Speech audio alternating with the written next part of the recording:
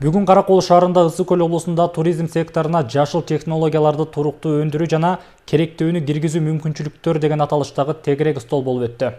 Иш-чарага Кыргыз Республикасынын Маданият, Маалымат жана туризм министрлигине караштуу туризм департаментинин башчысы, Юнисон коомдук фондунун өкүлдөрү жана туристтик секторго тиешелүү бардык кызыктар болгон тараптар катышты. Тегерек столдун жүрүшүндө туризм тармагын жакшыртуу, бүгүнкү күндөгү абал боюнча ой-пикирлер ортого салынды.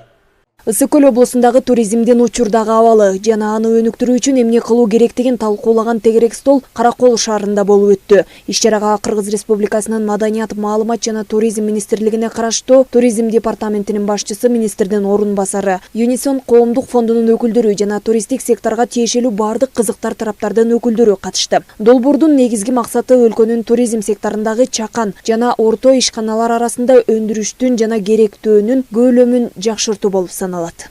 Ысык Көл областындагы биосфералык территория боюнча, аймак боюнча мыйзам бар. Ошол мыйзамда дагы белгиленген кантип ошол Ысык Көлдү, биздин көлүбүздү сактап калуу боюнча, же болбосо жаратылыштагы жанагы таштандылар маселелери абдан көп болуп атат.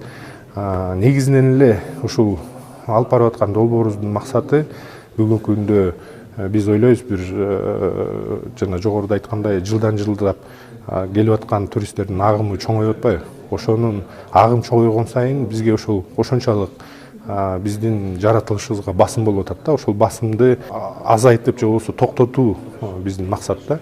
Өлкө башчы Садыр Жапаров 2021 жылы Кыргыз Республикасында туризмди өнүктүрүүнү колдоо жөнүндө жарлыкка кол койгон. Жарлыктын алкагында туризмди колдоо жана өнүктүрүү фонду түзүлгөн. Ага ылайык өлкөгө келген туристтердин санын сапаттык жактан көбөйтүүгө жана эл аралык деңгээлге чыгаруу үчүн ийгиликтүү иштер алып барылып жатат. Биз ушул туристтерге ыңгайлуу шарттар түзүп берүү үчүн райондордо ушу инфра түзүмдөрү жакшыртуу алкагында да мамлекеттик программада ушул туризмди өнүктүрүүдө биз ушу региондорго багытталган иштерди жүргүзүп жатабыз.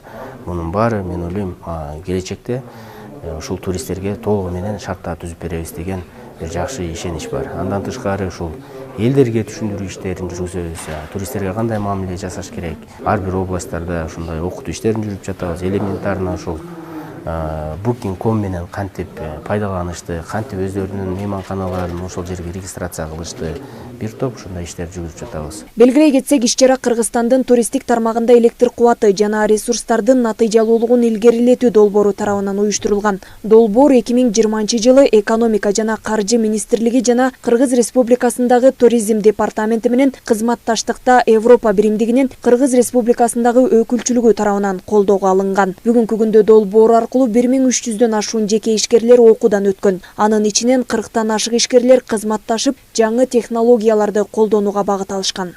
Жанара Алмазбекова, Алтынбек Исаев, Мадина Бакирова, Ысык Көл жаңылыктары.